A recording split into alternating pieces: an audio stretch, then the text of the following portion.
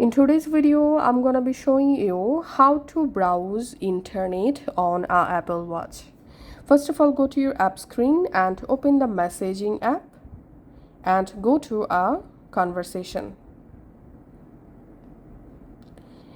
In a conversation, you have to send this google.com link. You can send this google.com link from your Apple Watch or from your iPhone. So now on, whenever you want to browse internet, just come to this chat and tap on google.com and it will open your browser just like this. Now you can just tap on this search bar and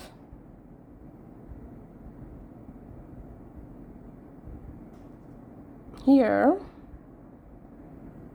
tap on the search bar and tap on Google search, and then you will be able to easily search anything on your Apple Watch. So in Apple Watch, using browser, it's really complicated. As you can see, it's really complicated.